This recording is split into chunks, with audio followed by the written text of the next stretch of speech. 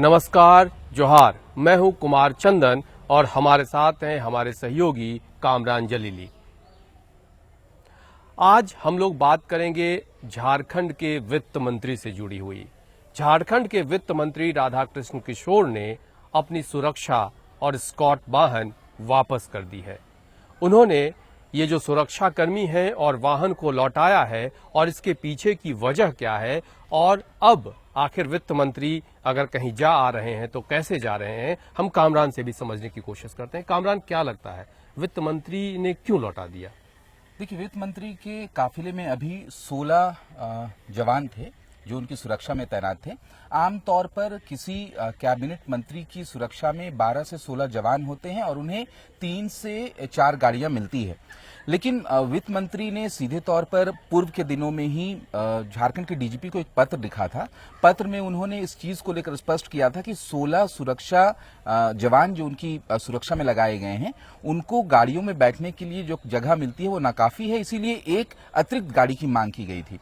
लेकिन पत्र लिखे जाने के बावजूद पुलिस मुख्यालय की तरफ से कोई भी उन्हें अतिरिक्त गाड़ी नहीं दी गई, जिसका गुस्सा जो है या फिर नाराजगी है उन्होंने निकाला और नाराजगी के तौर पर उन्होंने अपने तमाम वाहन और जो सुरक्षा कर्मी हैं उन्हें लौटाने का फैसला लिया। ये जो वित्त मंत्री वाहन लौटा चुके हैं, स्कॉट वाहन, और इसके अलावा जो सुरक्षा कर्मी हैं वो 16 जवान उनकी सुरक्षा में जो तैनात रहते थे, कहीं भी वित्त मंत्री का आना जाना, कोई मूवमेंट होता था तो उसमें स्कॉट वाहन और जो सुरक्षा कर्मी होते हैं वो उनके साथ होते हैं, उनके हर गतिविधि में उनके साथ होते हैं। लेकिन वित्त मंत्री का इस तरह से वाहन को लौटाना या फिर सुरक्षा कर्मी को लौटाना, ये एक बड़ा सवाल है। और ये सवाल सिर्फ इतना भर नहीं है कि उन्होंने अपने सुरक्षा कर्मियों को वापस कर दिया है या फिर स्कॉट वाहन को वापस कर दिया है।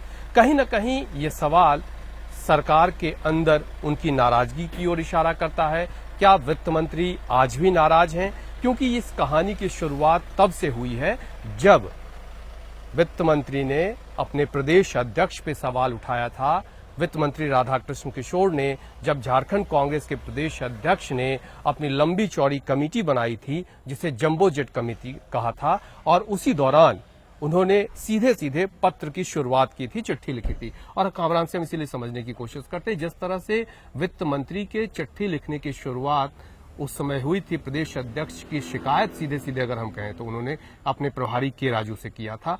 इसको कैसे देखते हैं? देखिए, प्रदेश अध्यक्ष कांग्रेस के कार्यप्रणाली पर सवाल उठाते हुए वित्त मंत्री ने जब चिट्ठी लिखी थी, लेकिन उसकी आसपास एक और चिट्ठी का जिक्र काफी ज्यादा हुआ था। भाषा विवाद को लेकर वित्त मंत्री ने सरकार को चिट्ठी लिखी थी और कहीं न कहीं फिर अंदर खाने ये बातें निकलकर सामने आई कि सरकार के खिलाफ एक तरीके से बगावती तेवर वित्त मंत्री ने अपना लिए हैं, बगावती रुख अपना लिए हैं। इसीलिए चिट्ठी का प्रकरण जो है वो लगातार चल रहा है और इन्हीं चिट्ठी की वजह से वो कई बार सुर्खियों में भी रहे थे।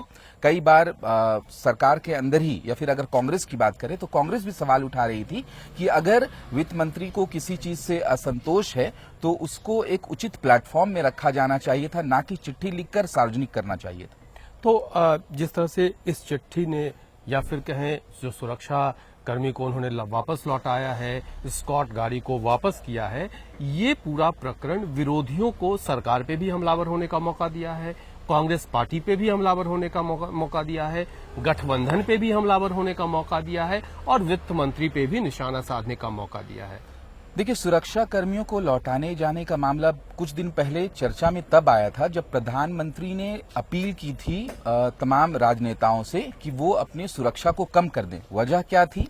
जब युद्ध हो रहा था खाड़ी देशों में तो कहीं ना कहीं तेल की जो किल्लत हुई थी, उस वजह से प्रधानमंत्री ने अपील की थी कि हमें जो भी मार्केट में चलने वाली गाड़ियों को कटौती करें। हाँ, और ऐसी तस्वीरें भी देखने को मिली थी। कई जगह पर मंत्रियों ने, बीजेपी के जो केंद्रीय मंत्री, उन्होंने भी अपने कारकेट को कम कर दिया था। तो जब अचानक राधाकृष्ण किशोर जो कि झारखंड के वित्त मंत्री हैं, उन्होंने अपने कारकेट को कम कर दिया तो शुरुआती तौर पर लोग उससे जोड़कर देख रहे थे कि कहीं ना कहीं वो कारकेट को कम करने के पीछे की शायद ये वजह तो नहीं है।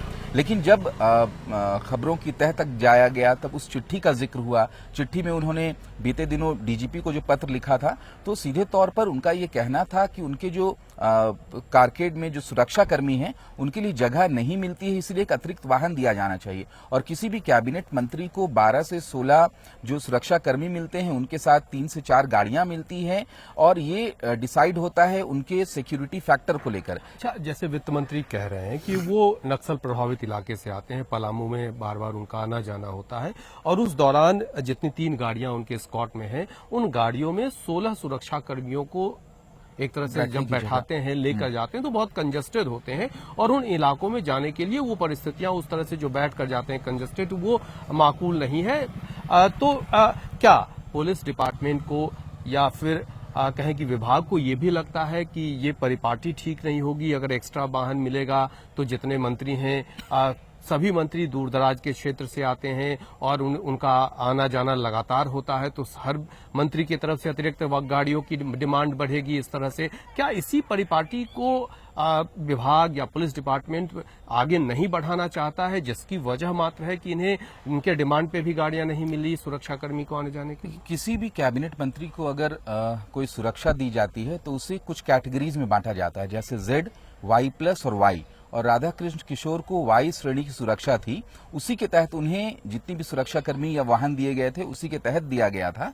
लेकिन उनका भी, राधा कृष्ण किशोर का सीधे तौर पर यह कहना था कि गाड़ियों में जो 16 सुरक्षा कर्मी हैं उन्हें बैठने के लिए जगह नहीं मिलती है, जो सुरक्षा के लिहाज से भी सही नहीं है, क्योंकि अगर सुरक्षा कर्मी किसी की सुरक्षा में तैनात हैं तो उन्हें पर्याप्त वाहन मिलने चाहिए थे, ऐसा राधा किशोर का कहना है। हालांकि पुलिस के जो सोर्स हैं वो बताते हैं कि अगर किसी के ऐसे डिमांड्स होते हैं, क्योंकि जो एक परिपाटी है या फिर जो एक प्रोटोकॉल है उसके तहत 3 गाड़ियां किसी भी मंत्री के लिए काफी होती है, उनके सुरक्षा कर्मियों के लिए काफी होती है, जिसमें एक स्कॉट भी होता है। और अगर किसी मंत्री की तरफ से एक अतिरिक्त वाहन की मांग की जाती है तो हो सकता है कि आने वाले दिनों में अन्य मांग भी की जा सके।